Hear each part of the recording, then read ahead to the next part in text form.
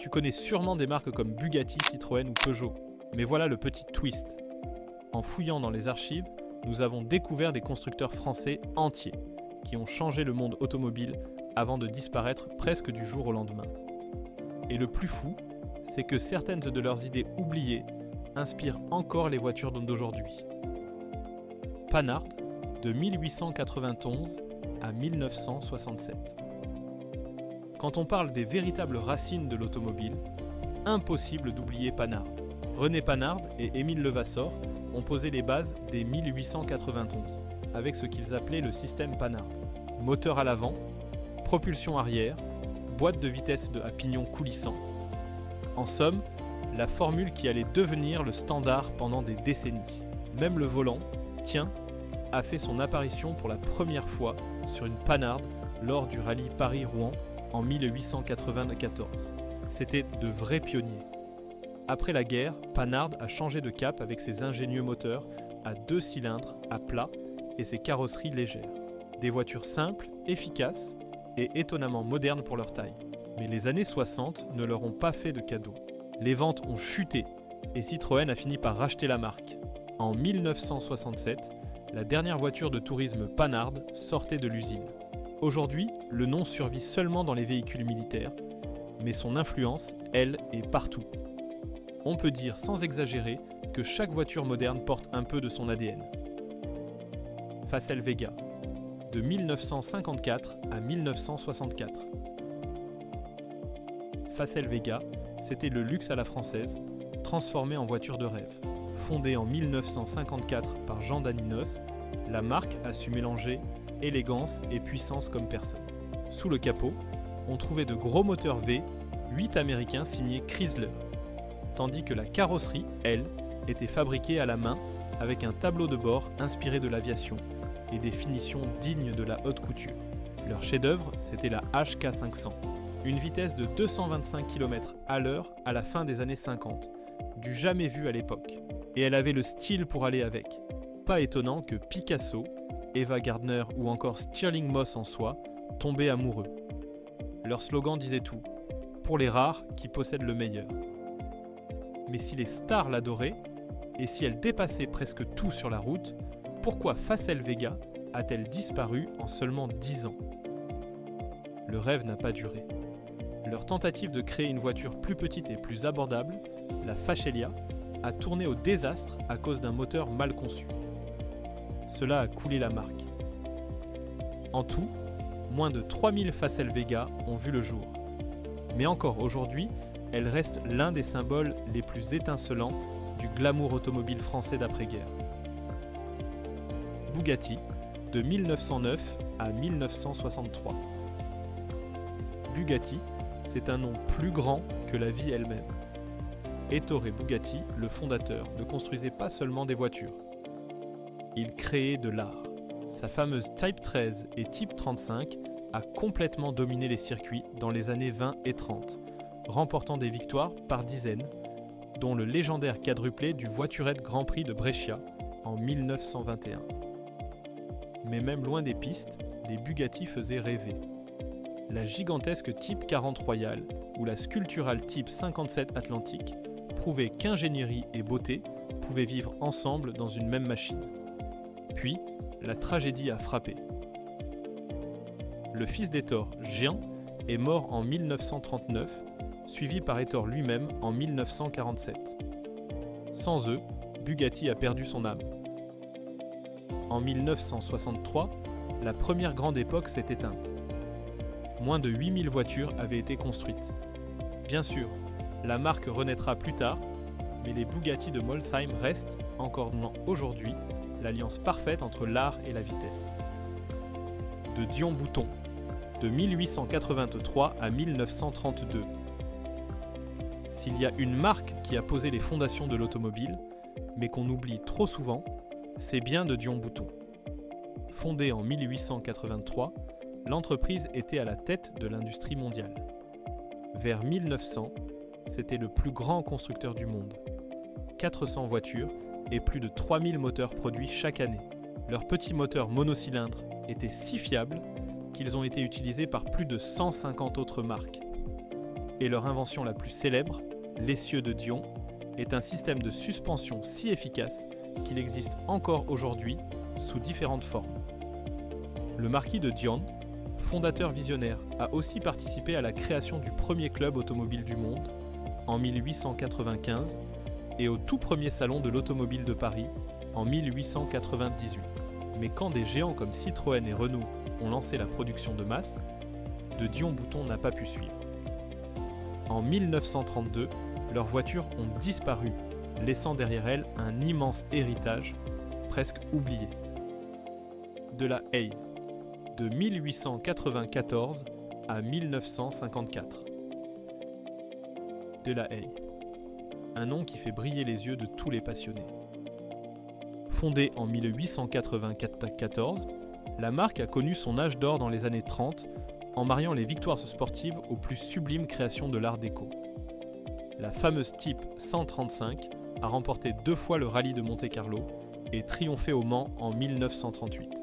Puis vint la mythique Type 145, surnommée la voiture du million de francs, qui fit vibrer la France entière en battant les puissantes Mercedes et Auto Union allemandes. Mais Delahaye, ce n'était pas que la course. Leurs voitures de route, aux lignes fluides et aux carrosseries en forme de gouttes d'eau signées Sauchik ou Figoni et Fallaci, étaient de véritables œuvres d'art roulantes, choisies par les rois, les stars et les esthètes. Après la guerre, le monde change. Le public veut des voitures simples et abordables. Malgré une dernière tentative avec la Type 235, Delahaye finit par fusionner avec Hotchkiss en 1954. Ainsi s'est éteint un véritable symbole du raffinement à la française.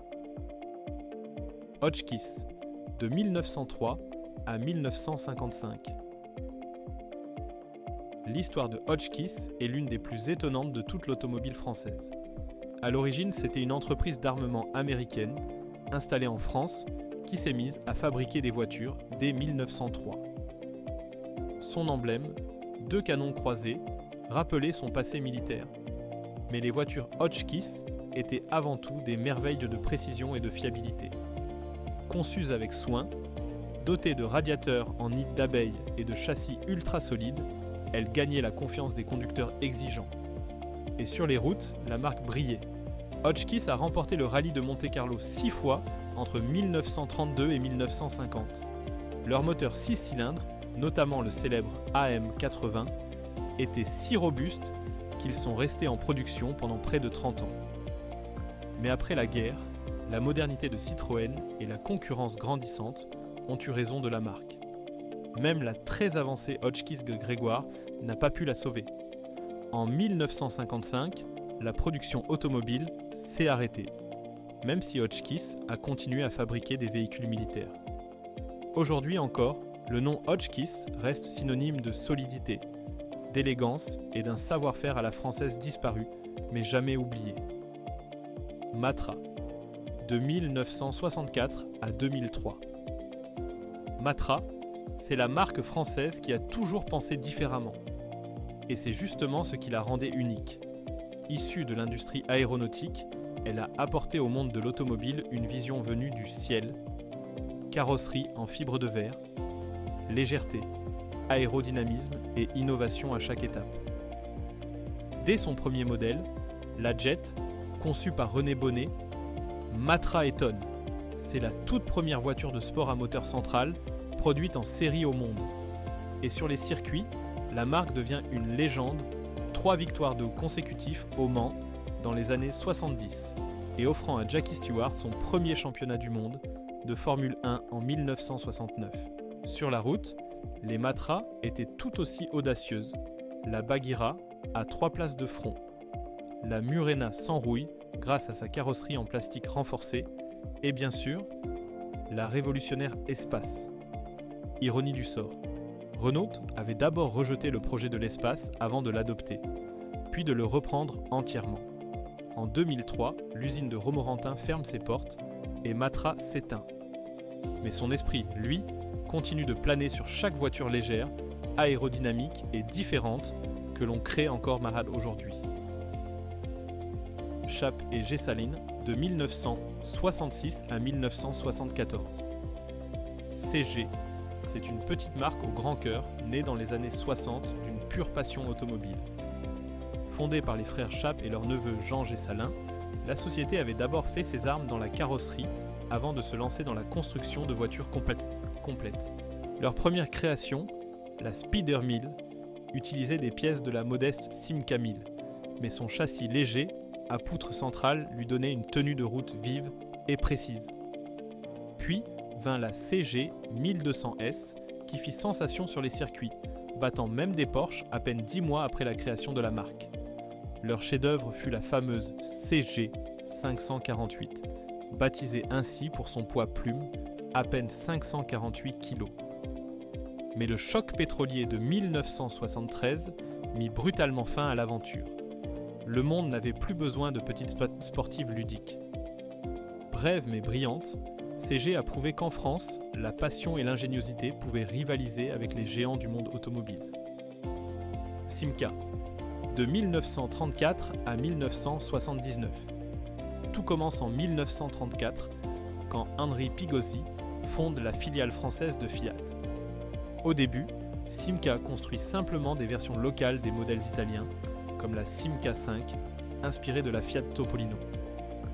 Mais au fil des années, la marque trouve sa propre identité, et dans les années 60 et 70, elle devient l'un des plus grands constructeurs de France. La Simca 1000 entre dans tous les foyers, tandis que la Simca 1100 prouve qu'une voiture compacte peut être à la fois pratique, moderne et à traction avant. Une vraie révolution pour l'époque. Leur savoir-faire était reconnu dans toute l'Europe, la Simca 1307 fut élue. Voiture de l'année en 1976, suivie par la Horizon en 1979. Mais les bouleversements industriels allaient bientôt tout changer. Chrysler prend le contrôle, puis PSA rachète l'ensemble, et en 1980, le nom Simca disparaît, remplacé par Talbot. Pour beaucoup de Français, pourtant, Simca restera leur marque, celle de la fiabilité, de la simplicité et des voitures qui accompagnaient la vie quotidienne. Talbot, la renaissance manquée, de 1979 à 1994. Et enfin, Talbot, un nom chargé d'histoire, né dès 1903, mais dont la résurrection dans les années 70 s'est transformée en casse-tête marketing. Quand PSA Peugeot Citroën rachète Chrysler Europe, ils décident d'abandonner le nom Simca pour coller le badge Talbot sur les mêmes voitures.